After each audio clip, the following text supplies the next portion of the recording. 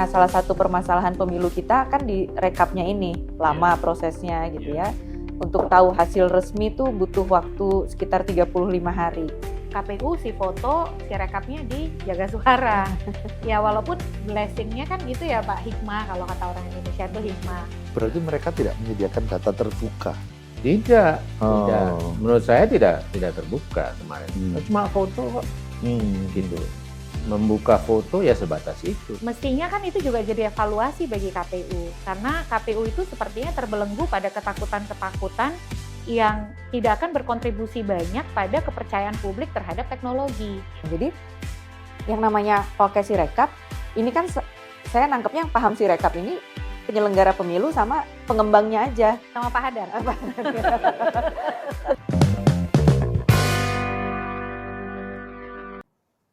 Assalamualaikum warahmatullahi wabarakatuh. Selamat siang. Kadang-kadang selamat sore juga kalau nontonnya Pak Sore ya. Iya, Mas Ari dia kadang-kadang siang, sore, malam. Jumpa lagi teman NetGrid dengan podcast NetGrid Jaga Suara 2024. Hari ini kita mau mendiskusikan hal yang penting. Bukan hanya untuk saat ini, tapi penting untuk masa depan pemilu dan demokrasi di Indonesia. Apa itu? Penggunaan teknologi informasi dalam penyelenggaraan pemilu. Khususnya, karena kalau dibahas banyak, waktunya nggak cukup. Khususnya Sirekap. Nah, itu kan sempat ramai dulu, sempat diminati banyak orang gitu ya. Maka penting bagi kita untuk mendiskusikan, membahas kemungkinan penggunaan Sirekap di pemilu kita yang akan datang.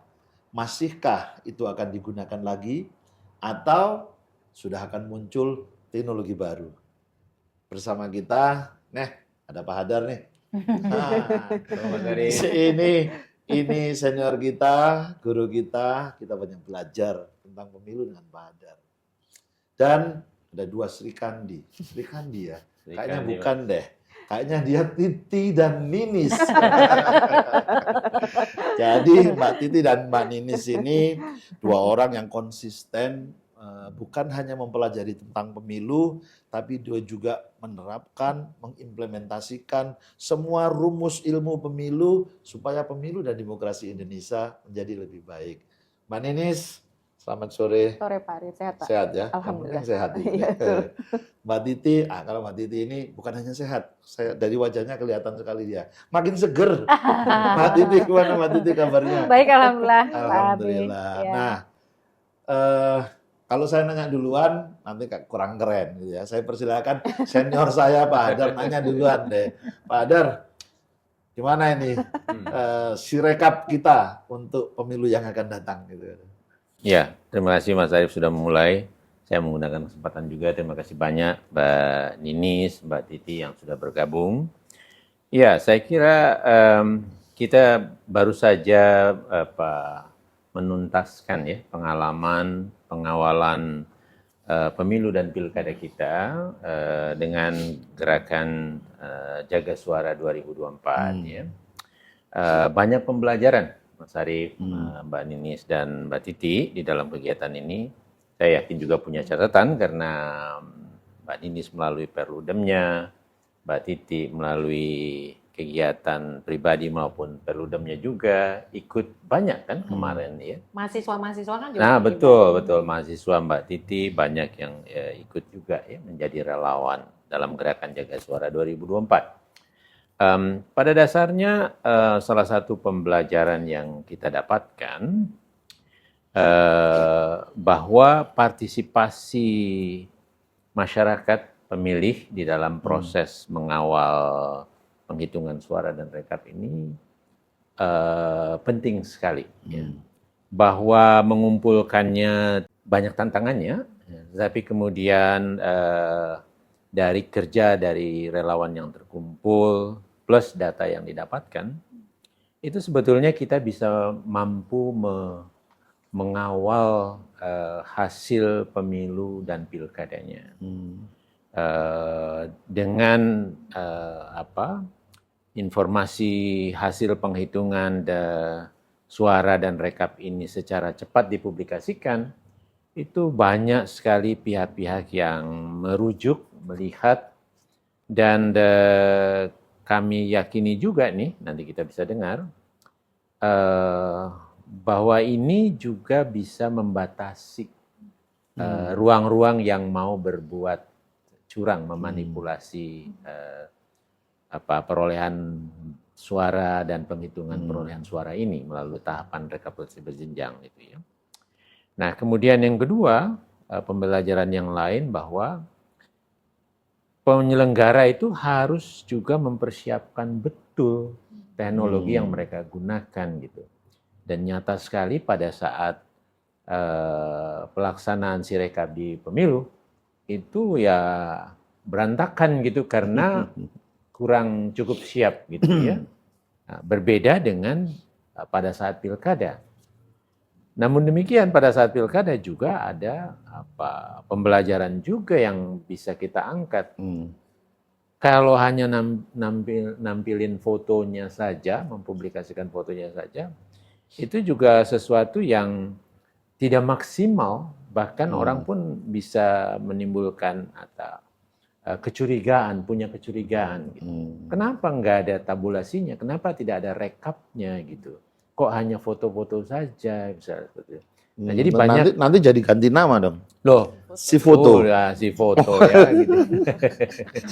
Iya, dan itu tidak bisa dielakkan foto yang dipasang kok bukan digitasi atau hasil bacaan teknologinya Sirekapnya terhadap foto-foto C hasil tersebut kan gitu. Nah, jadi sejumlah pelajaran bisa kita dapat.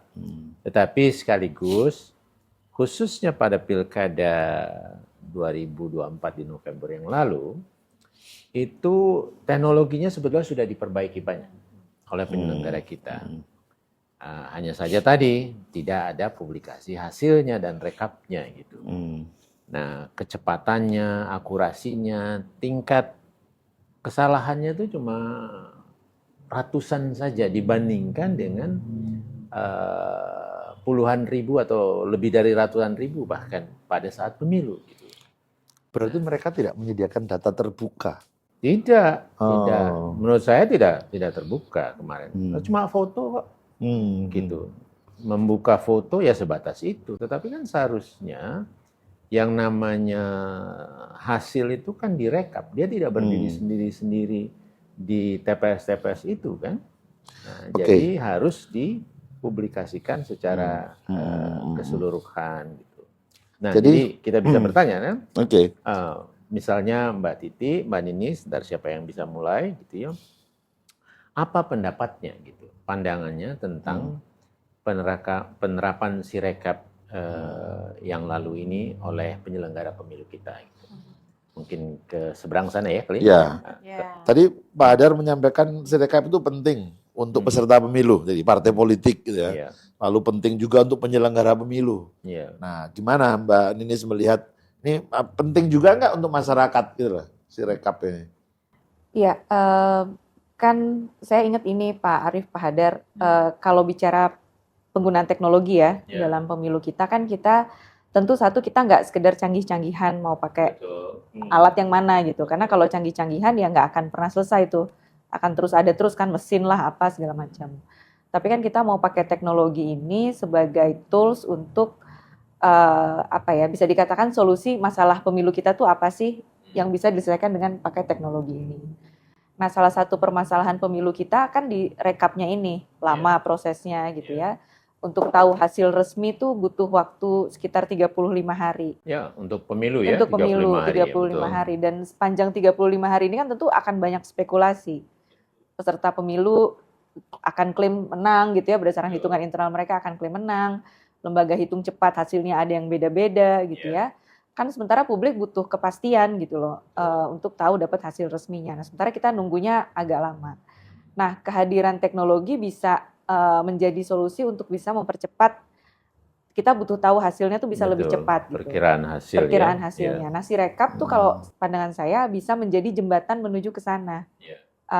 Untuk bisa kalau kita mau pakai ya sebagai hasil resminya gitu. Sekarang kan Sirekap masih alat bantu. Nah, tapi memang kemarin ya tadi ya ketika itu tidak dipersiapkan dengan maksimal dan tidak mendorong keterbukaannya, justru semakin menambah spekulasi tadi gitu. bagaimanapun juga kan pakai teknologi ini, apalagi dalam pemilu, ini nih kontestasi pemilu, kontestasi perebutan posisi politik. Ya salah satu hal yang penting ya transparansinya, justru jangan ditutupi gitu loh. Kalau yang kemarin kan misalnya saat pilkada, ya memang pada akhirnya dibuka, tapi kan kalau konsep open data kan yang pertama ya dia harus timely gitu loh, sesuai dengan ya waktunya harusnya di saat proses penghitungan dan rekap itu, jangan setelah semuanya selesai baru kemudian dibuka. Ya keterbukaannya malah jadi nggak ada gitu. Nah itu yang saya melihatnya seperti itu. Nah kemudian si rekap ini kan sebenarnya juga bukan untuk kepentingan penyelenggara untuk bisa tahu lebih cepat, peserta pun demikian akan lebih baik ketika misalnya si rekap ini dengan salinan digitalnya peserta pemilu nggak perlu punya saksi lagi di setiap tingkatan, lebih murah juga kan dari sisi biayanya. Tapi tadi Pak Hadar sampaikan dan Pak Arief, orang juga berpartisipasi, oh kita punya ruang loh untuk ngawasin juga suara kita nih bergesernya nggak berubah-ubah gitu loh. Ya suara saya milihnya si ini ya memang si ini gitu loh, si A ini dapat 100 suara ya 100 suara gitu. Nah si rekap kan bisa menjadi partisipasi publik tuh bisa ikut mengkontrol itu tuh, mengontrol proses ini. Yang ini sebetulnya bagi penyelenggara jangan dianggap sebagai saingannya penyelenggara ketika ada masyarakat sipil yang melakukan itu, tapi harusnya sebagai penunjang kinerja teman-teman penyelenggara pemilu juga. Saya sangat setuju, Mbak Ninis. Nah, catatan Mbak Titi gimana? Kebetulan Mbak Titi juga sempat mengikuti kegiatan Jaga Suara 2024 gitu ya. Bagaimana melihat si rekap ini apakah mampu menjadi salah satu alat bagian yang mendukung menyelesaikan problem-problem hukum sengketa pemilu gitu. Iya, kalau sekarang tentu saja belum bisa ya, karena dia kan bukan instrumen formal, walaupun kemudian sebagai sebuah sistem teknologi informasi, itu yang kemudian menjadi persoalan yang dibawa ke Mahkamah Konstitusi ketika perselisihan hasil Pilpres yang lalu terutama. Nah, cuman melihat si rekap ini kalau kita lihat bagi dulu di pilkada gitu ya Pak Hadar ya. KPU si foto, si rekapnya di Jaga Suara. Ya walaupun blessingnya kan gitu ya Pak, hikmah kalau kata orang Indonesia hikmah. Karena gara-gara KPU si foto, maka Jaga Suara jadi si rekap kan. Yang sebenarnya si rekap itu yang diperankan oleh Jaga Suara pada akhirnya. Karena Jaga Suara selain kemudian menyediakan foto C hasil di TPS, juga kemudian mendigitasi berupa tabulasi data begitu, tabulasi dari hasil TPS secara berjenjang. Nah, mestinya kan itu juga jadi evaluasi bagi KPU, karena KPU itu sepertinya terbelenggu pada ketakutan-ketakutan yang tidak akan berkontribusi banyak pada kepercayaan publik terhadap teknologi. Walaupun kemudian ketakutan itu akhirnya berkontribusi menjadi peran yang bisa dimainkan oleh masyarakat sipil. Tapi sayangnya kelemahannya kita jadi tidak bisa mengukur akuntabilitas sebuah sistem teknologi informasi secara resmi gitu ya Pak Hadar ya. Karena dia tidak dirilis oleh KPU, akhirnya sebuah teknologi yang publik itu bisa lihat perjalanan validitasnya, akurasinya, keamanannya itu menjadi tidak bisa terbaca. Karena dia tidak dihadirkan oleh institusi resmi yang nanti menjalankan itu. Nah, ketakutan itu yang akhirnya kan tidak terkonfirmasi juga ketika pilkada ya, ketika misalnya teman-teman di Jaga Suara memanfaatkan data foto-foto itu, toh juga akhirnya hasilnya bisa tergambarkan dengan baik, walaupun ada beberapa daerah yang sempat ada delay dan itu menjadi kecurigaan tersendiri. Nah, hal-hal seperti ini yang akan menjadi soal Pak Hadar dan Pak Abe kalau kita bicara transformasi teknologi ke depan. Karena di satu sisi ada dorongan untuk kemudian membuat proses penghitungan rekap menjadi lebih cepat. Tapi kan itu bukan istilahnya magic tools yang kita mau hari ini dia bisa berfungsi dengan baik. Dia punya proses yang secara gradual itu masyarakat bisa ikut mengukur dan menilai bahwa pada satu titik ketika itu menjadi instrumen formal, dia memang sesuatu yang sudah siap luar dalam. dari sisi sistemnya, dari sisi personel, dari sisi anggaran, perangkat begitu ya. Nah, itu yang menurut saya penyelenggara kita nih miss. Jadi dia tidak bisa melihat, dulu kan di era Pak Hadar dan Pak Abe sudah ada roadmap ya, studi kelayakan penggunaan teknologi. Nah, roadmap itu kan harusnya tuh naik level terus tuh, naik kelas terus dari 2014, 2019, Pilkada 2020. Sayangnya di Pilkada 2024, capaian yang sudah diraih di 2020 itu tidak naik kelas gitu. Justru jebakan ketakutan itu membuat kita nih jadi susah berargumentasi ketika nanti mengatakan si rekap itu merupakan pilihan yang paling rasional untuk tadi seperti Mbak Nini sampaikan, mengungkap hasil dengan lebih cepat, menjaga transparansi, akurasi dan akuntabilitas hasil. Jadi yang disayangkan itu Pak. Jadi seolah-olah teknologi itu dikendalikan. Bagaimana mungkin kita mau menggunakan teknologi kalau narasi yang dikedepankan adalah teknologi berekses konflik, perpecahan, ketakutan-ketakutan. Padahal yang harus dijawab bagaimana memastikan teknologi itu tidak begitu gitu. Dan ketakutan itu dari pengalaman penyelenggara kita membuat mereka, kemarin dikonfirmasi juga dari salah seorang komisioner yang menyampaikan di kegiatan Jaga Suara 2024, daripada nanti ribut-ribut, daripada gitu kan, makanya kami hanya memasang fotonya saja, misalnya seperti itu kan.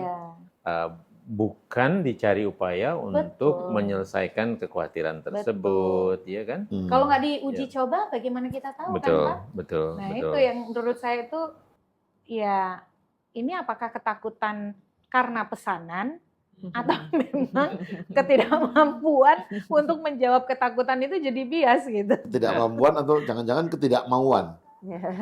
Atau karena setiran. Jadi agak susah tuh. Nah, catatan dari kegiatan Jaga Suara 2024 itu bisa melihat lah, mengetahui bahwa sebetulnya teknologi yang dirapihkan dari pemilu menuju pilkada di November, dari Februari ke November, dengan pengalaman yang cukup ramai di pemilunya, itu sudah lebih baik. Hanya saja tidak dikeluarkan tabulasinya gitu. Jadi sebetulnya satu sisi di belakang layar itu ada perkembangan yang positif, tetapi ada ruang untuk menunjukkan keberhasilan tersebut yang tidak dimanfaatkan. Padahal hasil tabulasinya ada ya Pak Dade? Ada. Kan mereka tinggal klik saja lalu tampil kan? Semua ada. Detail mereka tahu. Berarti cenderung ketidakmauan ini, bukan ketidakmampuan ini. Iya, ketidakmauan. Tapi di situ juga akhirnya kecurigaan bisa muncul. Kenapa tidak ditampilkan? Apakah, kan begini loh Pak, ini jangan posisikan orang tuh semua punya prasangka baik ya. Bisa saja kemudian ada kecurigaan sengaja tidak ditampilkan, menunggu misalnya rekap manual. Kan ada ruang gelap yang kita tidak bisa akses, jangan-jangan ada transaksi-transaksi tuh. Kan ada tuh kasus misalnya sebut saja ya, karena sudah jadi pengetahuan publik, Akil Mokhtar gitu ya. Itu kan diklaim bahwa kasus korupsi seperti menembak dari atas kuda. Dia bilang kalau mau menang, kamu setor saya kasih sekian rupiah, padahal sebenarnya orang itu sudah jelas gitu. Jadi menjual informasi yang seharusnya sudah bisa, yang sebenarnya informasinya adalah benar itu, tapi karena tidak dibuka, itu jadi alat transaksi. Dan Sirekap bisa menyediakan data itu ya, informasi itu. Itu yang kemudian jadi kecurigaan kan Pak, gitu. Jadi kenapa sih tidak diungkap saja? Kalau diungkap, kan ruang antara hasil yang cepat tadi dengan hasil yang manual, tidak mungkin kemudian satu menimbulkan spekulasi ya Pak Hadar. Yang kedua, kekhawatiran soal transaksi kan juga bisa ditutup. Karena teknologi Pak, kenapa misalnya di Filipina ya, electronic counting machine, itu kan salah satunya menutup ruang manipulasi dan transaksi di kalangan penyelenggara. Kecurigaan bahwa penyelenggara disuap, dibayar. Nah itu yang menurut saya sih sangat disayangkan dari yang kemarin. Ini soal kesiapan nih Mbak Ninis. Kan Mbak Ninis mengikuti perjalanan penggunaan teknologi informasi di pemilu kita. Bagi penyelenggara sebenarnya mereka sudah siap nggak sih? Bagi peserta pemilu, ada partai politik, ada kepala daerah, mereka siap nggak sih? Mereka mau nggak sih pakai Sirekap? Dan apakah publik atau masyarakat sebetulnya mereka ingin nggak ada Sirekap? Jangan-jangan mereka juga nggak mau juga gitu. Itu gimana? Nah, memang ketika kita bicara teknologi pemilu, dalam bayangan publik ya, kalau saya ngikutin perbincangannya ya, misalnya di media sosial dan sebagainya, bayangannya tuh e-voting memang Pak Hadar. Bayangannya tuh teknologi pemilu itu ya saat votingnya. Padahal penggunaan teknologi kan ya bisa di tahapan-tahapan yang lainnya. Dan bukan cuma Sirekap kan, KPU kan punya sisi yang lain kan, sistem informasi yang lain. Nah, penggunaan teknologi kan memang fondasinya harus kuat dulu kerangka hukumnya. Nah sekarang kan selalu berdalih di undang-undangnya nggak ada. Karena di undang-undang pemilu itu yang disebutkan secara eksplisit hanya SIDALIH, Sistem Informasi Daftar Pemilih. Sementara Sirekap, Silon, Sipol itu tidak secara eksplisit disebutkan dalam undang-undang. Walaupun kalau menurut saya yang namanya penyelenggara pemilu ya harusnya progresif aja gitu ya. Mengisi gap yang nggak ada ya, itu kan. Mengisi yang nggak ada itu. Walaupun tidak dicantumkan di undang-undang. Dari kerangka hukumnya, lalu dari tentu sumber daya manusianya gitu ya, sumber daya manusianya, lalu kesiapan infrastruktur yang lainnya, kebersihan cyber hygiene-nya gitu ya, kebersihan sibernya. Nah ini kan penggunaan teknologi juga yang namanya uji coba kan nggak bisa sekali, karena pakai ya kayak misalnya website lah, kan harus diuji berkali-kali serangan ini. Nah itu siap nggak untuk melakukan itu, dan itu memang harus dipersiapkan kalau memang 2029 mau dipakai. Jadi nggak bisa misalnya cuman sudah pernah diujikan sekali di 3 TPS saja ya kurang gitu loh untuk bisa mengetahui ini betul-betul kuat atau enggak. Yang berikutnya tadi ini konteks sosial politiknya tentu harus diperhatikan. Jadi yang namanya pakai Sirekap ini kan saya nangkepnya yang paham Sirekap ini penyelenggara pemilu sama pengembangnya aja. Sama Pak Hadar. Peserta pemilunya jangan-jangan cara kerjanya nggak tahu kayak apa gitu. Padahal kan publik peserta pemilu kan perlu tahu cara kerjanya tuh gimana. Jangankan peserta pemilu, kemarin KPPS aja mungkin banyak yang juga nggak tahu cara kerjanya gimana sih, di foto simpennya di Google Drive gitu misalnya. Beneran nggak yang di foto tuh dihitungnya segitu? Betul, gitu ya? Atau misalnya kirimnya ke WhatsApp group gitu misalnya. Kan artinya nggak semua di kalangan internal penyelenggara pemilu sendiri nggak paham gitu loh. Nah, ya kembali lagi ini kontes politik loh, nggak bisa cuman si penyelenggara KPU misalnya tingkat nasional, bahkan mungkin divisi tertentu aja yang paham, divisi yang lainnya enggak, kan kita juga kadang-kadang ngebacanya gitu juga Pak Arief. Nah ini yang perlu dipersiapkan. Nah kita pernah diskusi ya, kalau saya sih pengennya optimis aja 2029 tuh bisa kok pakai Sirekap. Nah cuman menuju ke sana ya tadi cara pandangnya bahwa ya teknologi bukan sekedar votingnya gitu ya, bahwa yang kita butuhkan saat ini ya saat rekapnya gitu, dan itu harus dipersiapkan. Saya kira ini poin penting Mas Arief, bahwa persiapan itu betul-betul menjadi hal yang vital ya, dan itu butuh waktu yang panjang. Oke, ini ada 4 tahun menuju pemilu berikutnya, tentu ya perlu diantisipasi. Apakah memang menggantikan secara full? Ya tergantung seberapa mampu persiapan itu, atau hanya pemilihan tertentu saja dan seterusnya gitu.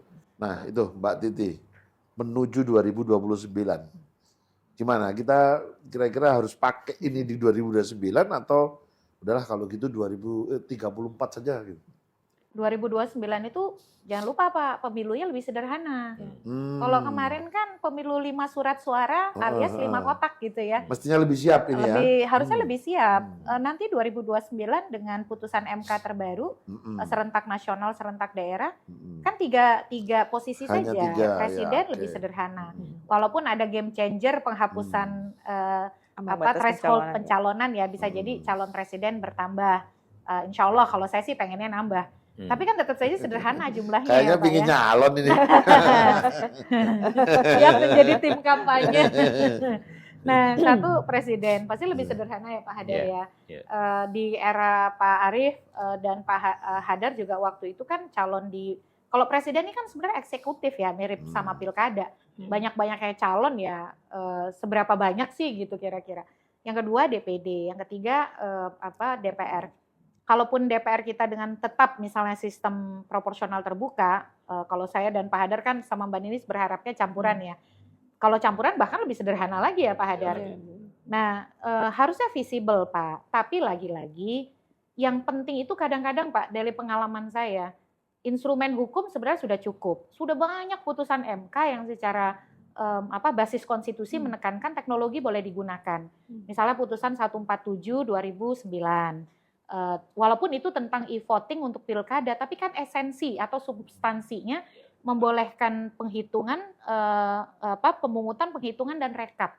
Jadi itu bisa dijalankan. Tapi menuju ke sana itu yang sebenarnya menjadi tantangan betul adalah tadi Mbak Ninis dan Pak Hadar tekankan peta jalannya. Karena kadang-kadang teknologi Pak Hadar gagal bukan karena faktor teknologinya, tapi karena publik itu tidak terpahamkan. Akhirnya karena publik tidak mendapatkan informasi yang cukup, publik berjalan dengan kecurigaannya. Nah, untuk publik itu tidak curiga, bisa percaya, lalu memperkuat legitimasi teknologi, prosesnya itu harus akuntabel. Tadi Mbak Ninis bilang, jangan injury time, jangan ditutup hanya melibatkan anggota komisi 2 atau di 1, 2, 3 tempat gitu. Jadi ini memang kerja kolektif, Pak. Dari mulai lawmakers, penyelenggara kita, dan juga ya pemerintah tentunya. Nah, teman NetGrid, Anda boleh kasih komen. 2029 kita perlu nggak pakai Sirekap, ya, Mbak Ninis? Jadi sepertinya 2029 pemilunya lebih ringkes, lebih sederhana. Jadi kalau mau pakai Sirekap mestinya jauh lebih bisa dibandingkan kemarin, karena kemarin lebih rumit gitu ya. Nah, apa yang harus dilakukan? Memulainya dari mana? Gitu. Ya kalau kajian saya rasa sudah banyak ya dilakukan dan tentu ya penyelenggara pemilu harusnya juga punya evaluasi. Nah sekarang yang dibutuhkan itu adalah pembentuk undang-undang merevisi undang-undang pemilunya gitu. Jadi yang kita sampaikan tadi simulasi, peta jalan itu dalam kerangka mengambil kebijakan. Karena tadi kajian, simulasi ini kan kita harapannya menjadi referensi untuk penguatan dasar hukum tadi itu untuk kedepannya seperti apa. Nah, supaya diskusi-diskusi ya kan sekarang diskusinya di luar semua Pak, mau pakai e-voting, mau pakai apa, nggak akan tersampaikan dalam pengambilan kebijakan kalau nggak dalam ruang revisi undang-undang pemilu. Nah, ini kan ada di dalam banyak forum nih, termasuk forum yang di dalam, bukan yang di luar gitu ya. Nah, maksud saya Sirekap ini menjadi bagian penting yang didiskusikan nggak? Atau justru kita diskusi yang lain-lain bukan yang Sirekap? Iya, sayangnya memang ketika pembahasan revisi undang-undang pemilu tuh bicaranya tuh soal banyaknya ya, titik beratnya tuh di pilihan sistemnya. Mengamankan kursi. Iya, mengamankan kursi. Karena pasti perhitungannya nanti kalau variabel sistem ini yang dipilih dapat nambah kursi atau enggak, atau kursinya malah berkurang. Nah, elemen manajemen penyelenggaraan pemilunya nih belakangan nih baru dibahas ini gitu. Urut belakang iya, gitu ya. Padahal pilihan variabel sistem pemilu akan berdampak pada tata kelola manajemen penyelenggaraan pemilunya. Nah sekarang kan udah 3, ya pasti akan berdampak pada tata kelola manajemen penyelenggaraan pemilunya sampai hal yang teknis. Nah ini yang teman-teman pembentuk undang-undang perlu memahami ini juga. Jadi waktunya tuh nggak hanya habis untuk mendiskusikan mau terbuka, mau tertutup, PT-nya mau naik, mau turun, pilkada langsung nggak langsung gitu ya. Ini hal yang juga berpengaruh pada kualitas pemilu. Mbak Titi, ini tadi dibilang Mbak Ninis nih. Jadi sudah waktunya. Kira-kira kapan waktunya harus selesai membahas regulasinya itu? Jadi ada satu prinsip Pak, Venice Commission namanya. Di Venice Commission itu ada prinsip 1 year principle. Dia bicara memang perubahan, bahwa perubahan sistem dan elemen fundamental itu tidak boleh dilakukan kurang dari 1 tahun sebelum pelaksanaan pemilu, berarti hari H. Itu perubahan loh Pak. Artinya kalau perubahan 1 tahun sebelum hari H. Hari H itu perubahan. Padahal kalau mau merubah tahapan pemilu kita 20 bulan ada. Pemilu kita itu harus 3 tahun. Berarti itu dibahasnya di dalam masa tahapan. Bukan Pak, ini perubahan. Jadi perubahan. Okay. Jadi kalau mau mengubah undang-undang pemilu tuh istilahnya elemen fundamental tuh nggak boleh diubah 1 tahun. Itu perubahan. Berarti undang-undangnya harus lebih cepat dibahasnya. Nah, kalau tahapan 20 bulan kan sebenarnya bisa kita diskusikan kan ya Pak Hai ya. Harusnya kalau saya sih mendukung lebih ringkas lah Pak tahapan itu. Nah, idealnya undang-undang pemilu itu sudah selesai 1 tahun sebelum paling singkat ya Pak. 1 tahun sebelum dimulainya tahapan. Jadi kalau tahapan inti ya Pak. Kalau persiapan kan bisa dimulai lebih awal. Jadi kapan? Kalau tahapan inti 2027 misalnya ya akhir 2026 tuh undang-undang harus sudah jadi. Nah, teman Netgrid tuh kata Mbak Titi, tahun 2026 Iya. undang-undangnya harus sudah selesai. Nah, yang kebetulan lihat boleh disampaikan. 2026 bukan di ujung ya Pak? Bukan di ujung. Nah, itu catatannya lagi tuh, bukan di ujung. Bahkan di awal, karena kenapa? Ingat Agustus kita harus sudah mulai rekrutmen penyelenggara pemilu. Karena akhir masa jabatannya kan April 2027. Jadi proses rekrutmen tim sel dan lain sebagainya di Agustus 2026. Kan prakondisi menuju ke sana tidak tiba-tiba, apalagi kita menginginkan proses rekrutmen yang lebih baik. Katanya investasi integritas pemilu itu setengahnya di penyelenggara pemilu. Jadi awal 2026 sebenarnya. Setengah plus 1, Mbak. Karena paling penting penyelenggara pemilu. Sesuai dengan 50% plus 1. 50% plus 1. Setuju Pak Abe. Jadi awal 2026 Pak Abe. Nah, jadi Pak Hadar, Ya. Pak Hadar ini kan kayaknya sudah mulai kurang kumpul sama penyelenggara. Kumpulnya sama Mbak Dini sama Titi aja ini. Nah, jangan gitu Nah, dong menurut Pak. Dengan calon penyelenggara. Nah, menurut Pak Hadar ini kira-kira penyelenggara pemilu nih, Ya. dia sudah menyiapkan rancangan itu nggak ya? Supaya selesai di awal 2026. Gitu. Siapa tahu ada. Kalau kemarin disampaikan oleh komisioner KPU, kami sudah sedang mempersiapkan juga. Oke. Kita dengar juga. Gitu. Sayangnya kan dalam persiapan ini pengalaman yang kemarin yang nggak dilibatkan, kita nggak diajak. Padahal kan penting sekali. Ya. Bagaimana untuk membuat para pemangku kepentingan ini untuk bisa meyakini, paham, kemudian meyakini penggunaan teknologi, ya harus dilibatkan. Jadi kalau ada ini loh, kita membuat ini tahapannya, ini modelnya, silakan dicoba. Itu mestinya diundang gitu. Sejak awal. Nah, itu yang saya kira harus dipastikan dilakukan. Senang mendengar bahwa ini akan sudah dipersiapkan ke depan gitu ya. Ya, mari kita lihat gitu. Dan mudah-mudahan selesai tepat waktu tadi ya. Betul. Usulannya gitu. Walaupun Ya. riset saya Pak membuktikan hampir semua undang-undang pemilu itu selesai mepet dengan tahapan. Bahkan di 2017, Undang-Undang 7 2017 itu disahkan Presiden Joko Widodo sehari sebelum tahapan di era Bapak kan. Tahapan 17 Agustus, disahkan 16 Agustus. Dan menerimanya setelah tahapan dimulai. Saya menerimanya itu setelah tahapan dimulai. Tapi kan orang tuh sebenarnya harus jadi lebih baik ya. Kalau tidak pernah ada peningkatan ya berarti kan kita nggak pernah berkembang dong kalau begitu. Nah harusnya kan apalagi nih Komisi 2 kita, DPR kita selalu menyatakan Menteri Dalam Negeri dan Wamen kita yang dekat dengan kita itu selalu mengatakan bahwa pembangunan demokrasi, RUU pemilu itu elemen penting gitu. Tapi hilalnya kok nggak kelihatan ya Pak ya? Apakah apa salah lihat hilal? Mas Arief, saya ada 2 poin lagi ingin saya tanyakan pada Mbak Ninis dan Mbak Titi kita ini. Pertama tadi disebutkan bahwa persiapan itu begitu penting. Saya ingin bertanya juga untuk memastikan penggunaan teknologi itu diyakini sudah berjalan dengan baik. Itu apa yang perlu dilakukan? Ya, misalnya apakah perlu mekanisme audit tertentu, pengecekan tertentu. Nah, Mbak Ninis dan Mbak Titi ini punya sejumlah pengalaman mengikuti misalnya penyelenggaraan pemilu di Filipina misalnya.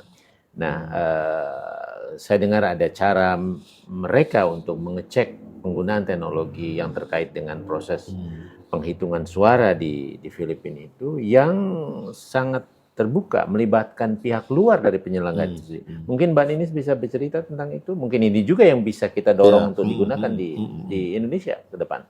Iya, kalau di Filipina itu kan tadi mereka pakai countingnya ya Pak ya? ya? Betul, countingnya. counting machine ya. Pakai counting machine. Nah memang beberapa hari, 2 hari seingat saya setelah hari H itu mereka mengadakan yang namanya random manual audit. Jadi ya TPS-nya yang diambil sampel gitu ya, auditnya yang melibatkan publik, teman-teman masyarakat sipil diajak, BPS-nya diajak gitu ya untuk menghitung secara manual surat suaranya untuk dilihat sama nggak hasilnya dengan penghitungan oleh mesin yang dilakukan oleh mesinnya. Nah, untuk membuktikan juga ini mesin bisa dipercaya apa enggak? Karena kalau dalam konteks midterm election Filipina kemarin, pengembangnya tuh baru, yang menyediakan mesin pengembangnya tuh baru. Jadi mau mengecek itu juga. Nah, audit ini juga bisa kita lakukan, tapi tentu sebaiknya tidak dilakukan oleh KPU-nya gitu ya. Nah, kemarin di Filipina itu biasanya yang menginisiasi adalah teman-teman masyarakat sipil, ada keterlibatan tentu dengan penyelenggara pemilu, tapi kemarin ada perubahan, jadi yang menginisiasi dari Comelec-nya. Nah, idealnya kan yang mengaudit adalah pihak luarnya gitu ya, supaya objektif, tidak ada konflik kepentingan dan sebagainya. Nah, ini menurut saya bisa menjadi salah satu hal yang dilakukan juga ya ke depannya gitu ya. Kita bisa punya audit dan publik juga bisa melihat tadi ya, walaupun selain saat data itu dibuka kita bisa kontrol, ada upaya kontrolnya, dan setelah hasilnya tahu kita audit sama atau enggak, bisa menambah kepercayaan publiknya juga. Nah, makanya persiapan tadi jadi penting gitu ya, supaya tidak supaya perspektifnya tuh sama. Dan yang menurut saya juga penting Pak Hadar adalah perspektif soal keterbukaan data itu, open data itu. Jadi data terbuka itu kan nggak sekedar datanya ada, tapi datanya tepat waktu, datanya bisa digunakan kembali gitu ya, bisa disebarluaskan. Nah, itu yang konsep open data yang sebetulnya kan seperti itu gitu loh, bukan sekedar ini nih ada datanya, tapi paper base ya nggak open data dong kalau kayak gitu kita nggak bisa kembangkan Dan lagi. yang terakhir ini tentang open data di penyelenggara pemilu kita itu tidak kelihatan sama sekali. Iya, nggak kelihatan sama sekali, karena kayaknya bergantungnya tuh ke orang gitu loh, jadi nggak terlembaga gitu ya. Dulu pernah baik, tapi begitu komisionernya berganti, ya berubah lagi gitu ya.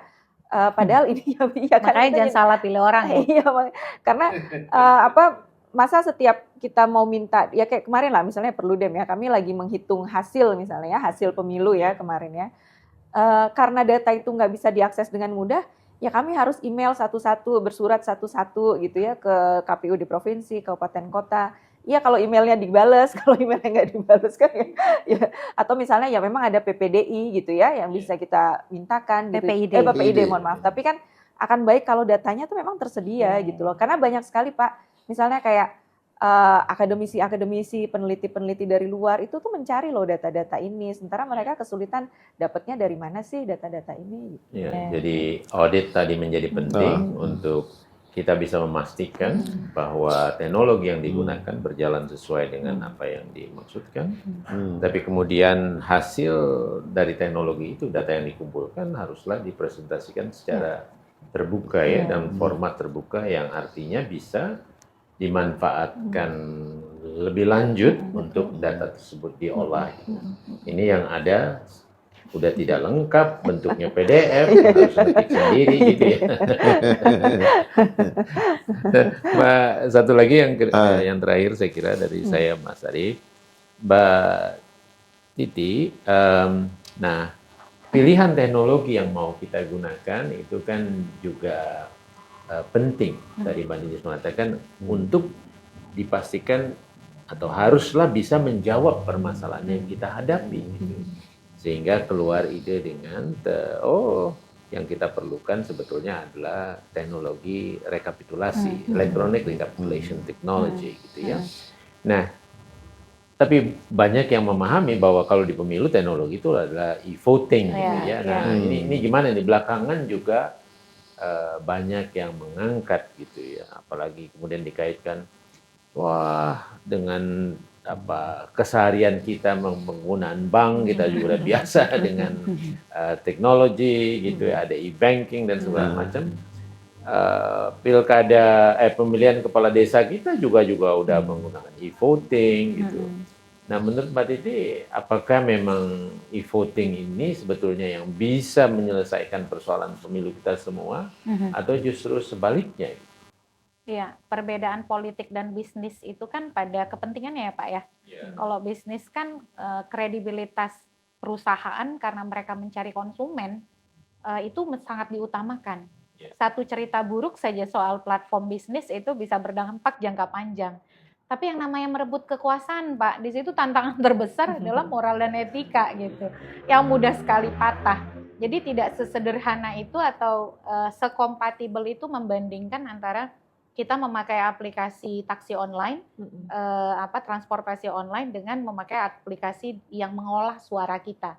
Jadi kalau kita tidak yakin bahwa suara kita diperlakukan dengan benar, eksesnya itu bukan kita ganti provider, Pak, tapi eksesnya bakar-bakaran, kira-kira kan begitu. Nah, karena satu orang, satu suara, satu nilai, bahkan selisih hasil itu bisa hanya 1, 2, bahkan di pilkada yang 8 suara.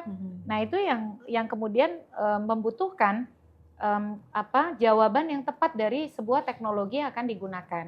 Nah, berdasarkan banyak evaluasi, problem terbesar kita itu bukan pada saat pemungutan dan penghitungan suara di TPS. Bahkan dalam banyak catatan pakar global menyebut pemungutan penghitungan suara di TPS kita itu the most transparent and accountable voting and counting process in the world. Bahkan banyak negara mencoba untuk mereplikasi walaupun belum bisa sepenuhnya seperti kita. Nah, problem itu muncul ketika suara bergerak dari TPS ke tingkatan yang lebih atas. Disitulah itu kan disebut dengan rekapitulasi begitu. Rekapitulasi penghitungan hasil suara. Ada sabotase, ada kecurigaan dimanipulasi, ada kecurigaan jual beli dan lain sebagainya. Dan makan waktu yang panjang sekali, 35 hari Mbak Ninis tadi sudah lihat, karena kita berjenjang nih Pak, TPS, kecamatan, kabupaten kota, provinsi sampai ke nasional.